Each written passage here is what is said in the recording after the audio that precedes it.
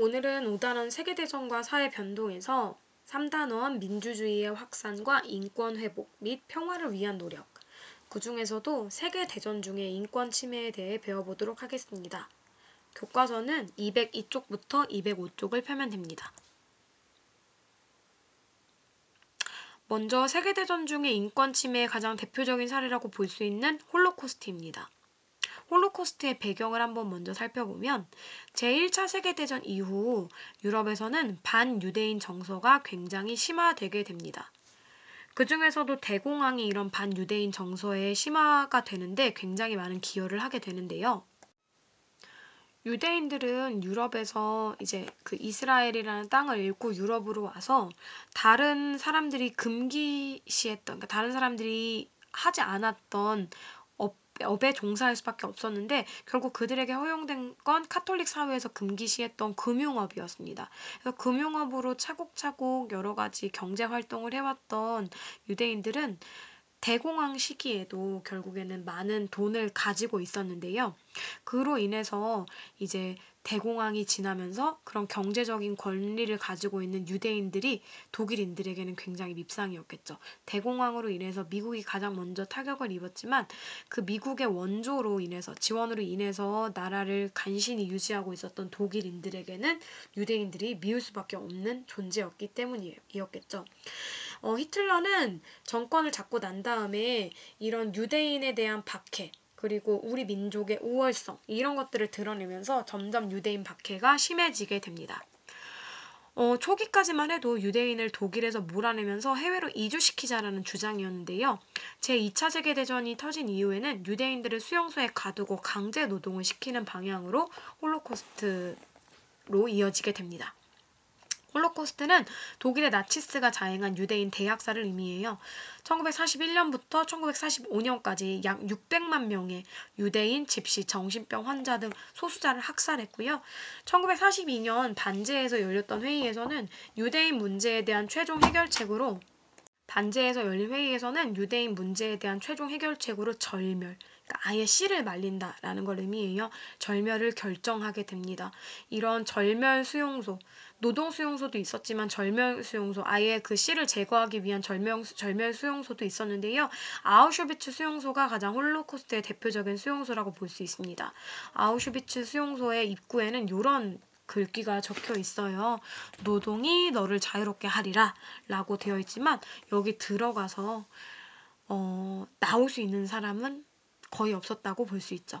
아우슈비츠 수용소를 선생님은 직접 한번 가봤는데 정말 여러 가지 생각이 듭니다.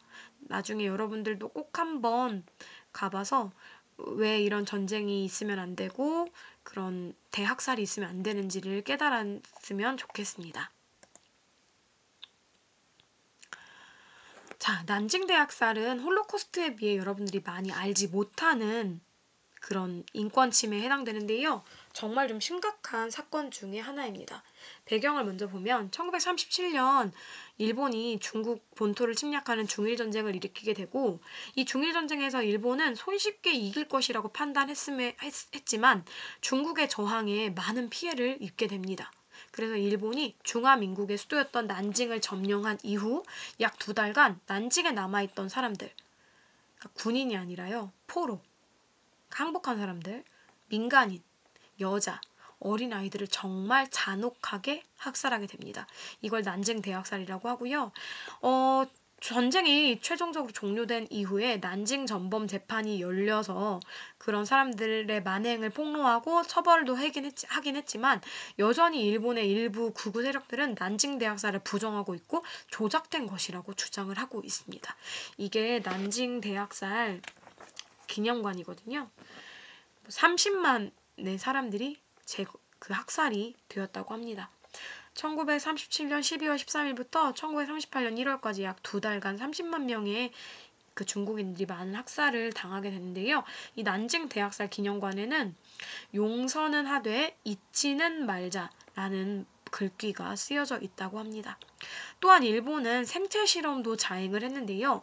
중국을 침략하면서 세균전과 관련된 연구기관을 설치해서 마루타, 통나무라고 불리죠. 마루타 실험을 실시했습니다. 그리고 패전 이후에 이런 생체 실험의 증거를 없애기 위해서 살아남은 실험 대상자를 학살했습니다. 우리나라에서도 윤동주 시인이 생체 실험으로 인해서 피해를 입고 죽은 것으로 추정을 하고 있죠. 그리고 여러분들은 이미 이제 잘 알고 있는 일본군 위안부입니다. 1937년 중일전쟁기부터 전쟁이 이루어지고 있는 지역에서 그 군인들의 사기를 올려준다라는 목적으로 일본군 위안부를 운영을 하게 됩니다. 이 위안부들이 모여있던 기관을 위안소라고 하는데요. 성노예라고 볼 수 있습니다. 우리나라만 이렇게 위안부로 끌려간 게 아니라요. 중국, 동남아 여러 지역의 여성들을 일본군 위안부로 동원해서 육체적, 정신적으로 유린을 했습니다. 끌려간 여성들의 나이는 10대부터 40대까지 다양했고요. 식당 종업원이나 간호사 등을 모집해서 돈을 벌 수 있게 해준다라는 말에 끌려가서 성노예로 이용당한 경우도 많았고요. 유괴나 인신매매 등으로 끌려간 경우도 많았습니다. 현황을 살펴보면 1991년 8월 14일에 김학순 할머니가 처음으로 증언을 하게 되면서 이 일본군 위안부가 있었다라는 사실이 세상에 알려지게 됐고요. 1993년 일본의 장관이었던 고노 요헤이가 개인적인 담화, 그러니까 정부의 공식 입장이 아니라 개인적인 담화로 사과를 하긴 했지만 현재까지 일본 정부의 진심 어린 사과와 직접적인 보상 등은 이루어지지 않고 있습니다. 2007년에는 미국 하원의 위안부 결의안 제121호가 통과되면서 일본의 사과와 책임 요구를 하고 있지만 여전히 우리는 공식적인 사과, 정부 입장에서의 책임 이런 것들은 밝혀내지 못한 상황이고요. 이것이 바로 김학순 할머니의 기자회견 모습입니다. 이 김학순 할머니의 기자회견이 8월 14일에 열렸기 때문에 우리나라에서는 2018년 정도 때부터 8월 14일을 일본군 위안부 피해자 기림의 날로 지정해서 기리고 있습니다. 이것은 평화의 소녀상이고요. 평화의 소녀상의 이런 머리카락, 어깨 위에 새, 그리고 한복을 입은 모습, 그리고 옆에 있는 의자 이런 것들이 다 의미가 있습니다. 교과서 204쪽에 나와 있으니까 한 번씩 꼭 한번 읽어보길 바라고요. 오늘은 여기까지 하겠습니다.